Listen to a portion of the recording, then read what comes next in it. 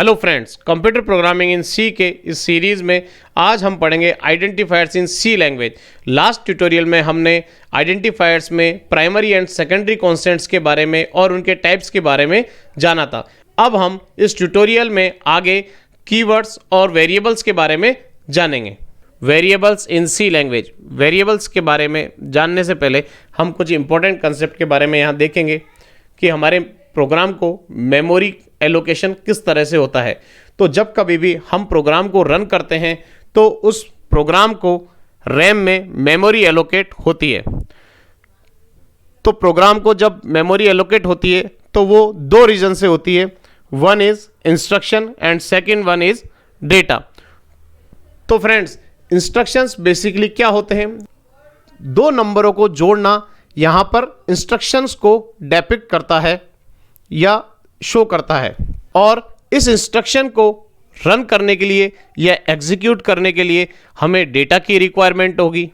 तो इंस्ट्रक्शन और डेटा दोनों ही हमारे लिए यहाँ पर इंपॉर्टेंट है। अब इस डेटा को रखने के लिए हमें कुछ मेमोरी की रिक्वायरमेंट होगी जो कि हमें रैम में एलोकेट की जाएगी। तो इस डेटा को मेमोरी एलोकेट करवाने के लिए हमें प्रोग्राम में कुछ स्पेशल लाइंस लिखनी होती है।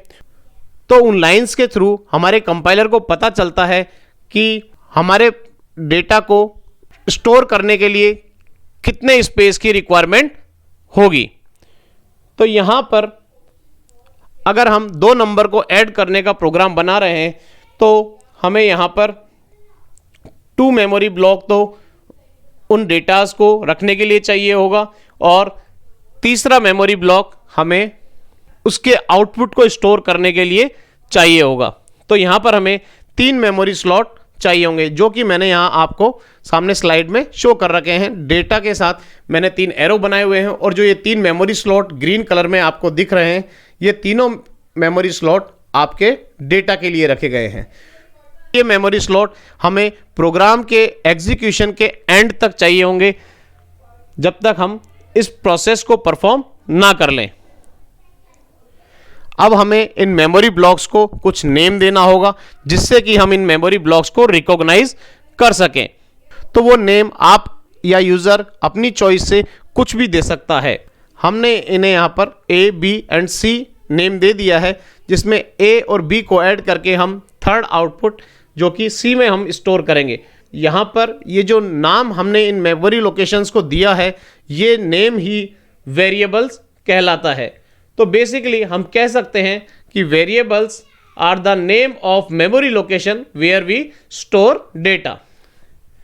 यहाँ पर जो हमने ये A and B and C इन मेमोरी ब्लॉक्स को नेम दिए हैं, इन A, B, C को ही हम वेरिएबल कहते हैं। यहाँ पर कई स्टूडेंट ये सोचते हैं कि वेरिएबल किसी वैल्यू को स्टोर करने के लिए यूज में लिया जाता है, लेकिन C लैंग्वेज में वेरिएबल्स किसी वैल्यू को स्टोर करने के लिए यूज में नहीं लिया जाता है, बल्कि जिस मेमोरी ब्लॉक में वैल्यू स्टोर की जाती है उन मेमोरी ब्लॉक्स को सिर्फ नेम देने के लिए वेरिएबल यूज में लिया जाता है। तो वेरिएबल वो नेम होते हैं जो कि पर्टिकुलर मेमोरी ब्लॉक के लिए दिए जाते हैं यूजर की चॉइस के अकॉर्डिंग, और उन मेमोरी ब्लॉक्स में कुछ डेटा होता है।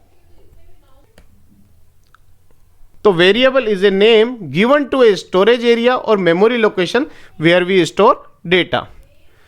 हर एक वेरिएबल का एक स्पेसिफिक टाइप होता है जो कि उस वेरिएबल के साइज को और उसके लेआउट को इंडिकेट करता है कि वो मेमोरी में कितनी मेमोरी कंज्यूम करेगा। जैसे हमने कांस्टेंट में पढ़ा था कि integer, float, character primary data types होते हैं। इन प्राइमरी डेटा टाइप्स की हेल्प से भी हम वेरिएबल्स डिक्लेयर कर सकते हैं।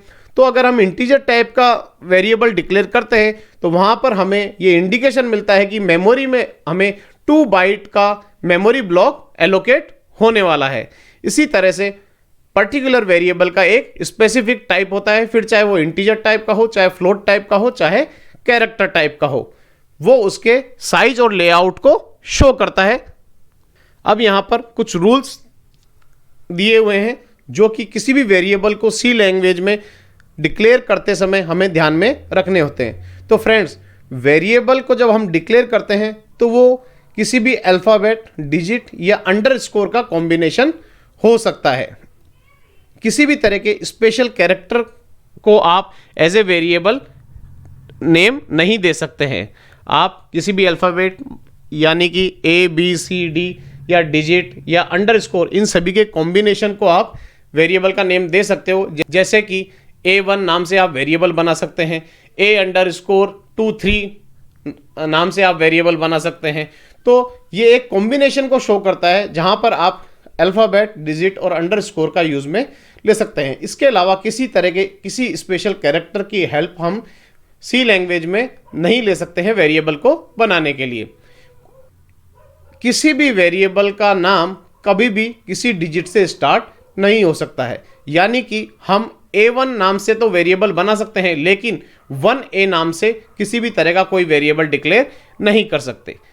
सी लैंग्वेज एक केस सेंसिटिव लैंग्वेज है, तो यहाँ पर स्मॉल a और कैपिटल A का पूरी तरह से अलग अलग मतलब होगा। अगर आप स्मॉल a नाम से वेरिएबल डिक्लेयर करते हैं तो उसका सी लैंग्वेज में अलग मतलब निकाला जाएगा, और अगर आप कैपिटल A के नाम से वेरिएबल डिक्लेयर करते हैं तो उसका अलग मीनिंग निकाला जाएगा। तो दोनों ही ये अपनी अपनी टर्म्स में डिफरेंट तरीके से बिहेव करते हैं।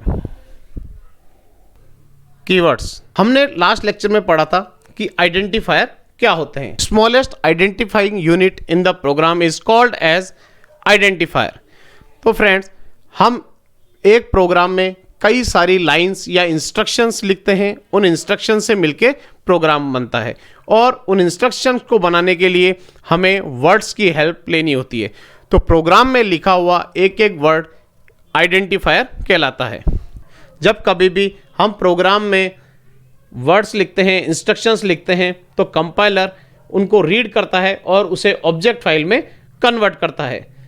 तो कंपाइलर को उन वर्ड्स का मीनिंग समझ में आना चाहिए, तभी वह उनको रीड करके और ऑब्जेक्ट कोड में कन्वर्ट कर सकता है।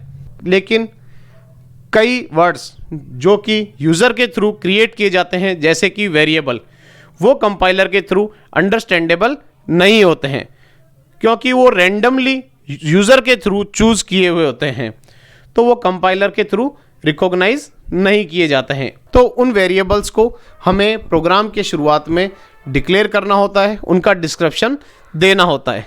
लेकिन सी लैंग्वेज में कुछ वर्ड्स होते हैं जिनके डिस्क्रिप्शन या डिक्लेरेशन की कोई रिक्वायरमेंट नहीं होती है, कंपाइलर उनका मीनिंग ऑलरेडी जानता है।